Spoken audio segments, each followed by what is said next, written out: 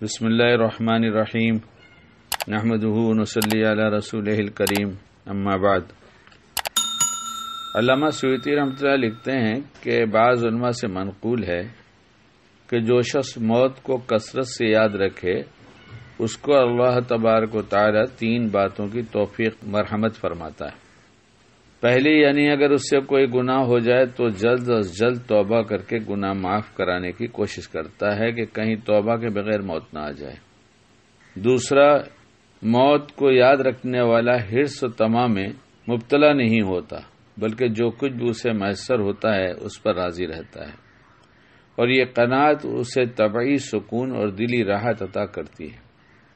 وہ یہ سوچتا ہے کہ تھوڑی بہت زندگی ہے، جس طرح بھی گزر جائے گزار لیں گے، زیادہ کی فکر کرنے سے کوئی فائدہ نہیں ہے۔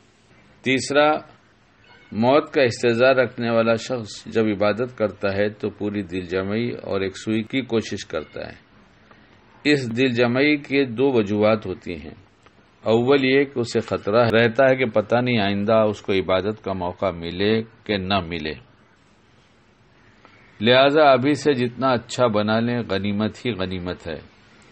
دوسری یہ کہ آخرت کی یاد کی وجہ سے اسے عبادت پر ملنے والے عظیم اخروی بدلے کا کامل یقین ہوتا ہے، جس کی بنا پر اسے عبادت میں وہ کیف و سرور نصیب ہوتا ہے جو الفاظ میں بیان نہیں کیا جا سکتا۔ ایک صاحب سے تعلق ہے تو اس لیے کچھ باتیں باتوں باتوں میں آ جاتی ہیں۔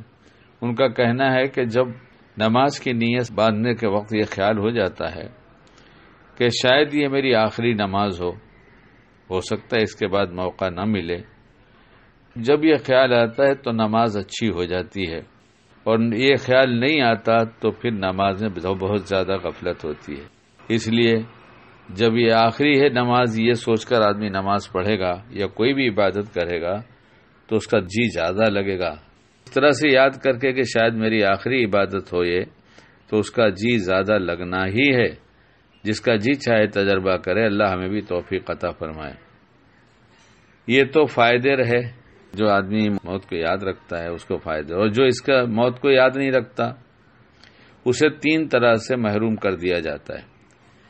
اگر اس کے سے کوئی گناہ ہو جائے تو توبہ کرنے میں ٹال مٹول کرتا رہتا اور استغفار میں جلدی نہیں کرتا، اور بسا اوقات اسی حالت میں اس کی موت آ جاتی ہے۔ دوسری بات، جب موت کی یاد نہیں رہتی تو آدمی کی ہوس بڑھ جاتی ہے اور ضرورت کے مطابق روزی پر راضی نہیں رہتا، بلکہ حلمی مزید کی بیماری کا شکار ہو جاتا ہے، اور چاہیے اور چاہیے اور بس مال بڑھانے کی فکر میں رات دن لگا رہتا ہے، اور موت سے غفلت کی بنا پر منصوبوں پر منصوبے بنائے چلا جاتا ہے، جس کا انجام یہ نکلتا ہے کہ آرزویں رہ جاتی ہیں اور موت آ کر زندگی کا خاتمہ کر دیتی ہے۔ تیسرا یہ نقصان ہوتا ہے موت سے غافل لوگوں کا کہ عبادت کرنے میں قدرتی طور پر سستی ظاہر ہوتی ہے اور نشاط ختم ہو جاتا ہے۔ اولاً تو عبادت کرتا ہی نہیں، اور کرتا بھی ہے تو طبیعت پر نہایت گراں گزرتی ہے۔ یہ گرانی صرف اس بنا پر ہے کہ آدمی کو استعداد نہیں رہتا کہ ہم سے مرنے کے بعد ان ذمہ داریوں کے بارے میں سوال کیا جانا ہے، اور اگر خدا نہ خواستہ وہاں رضائے خداوندی کے مطابق جواب نہ ہوا تو ایسی رسوائی ہوگی جس کے مقابلے میں دنیا کی ساری رسوائیاں اور بے عزتیاں ہیچ ہیں۔ اللہ کرے ہم صبح شام بار بار اس کی کوشش کریں، یہاں تک کہ مایوس نہ ہوں بلکہ اللہ سے امید رکھیں، اور گناہوں سے مسلسل توبہ ہوتی رہے، اور دنیا کے حرص و لالچ کم ہوتی رہے کہ ہم نے اسباب اختیار کر لیا ہے، اب اللہ نے جو چاہا مقدر کا وہ دے دیں گے۔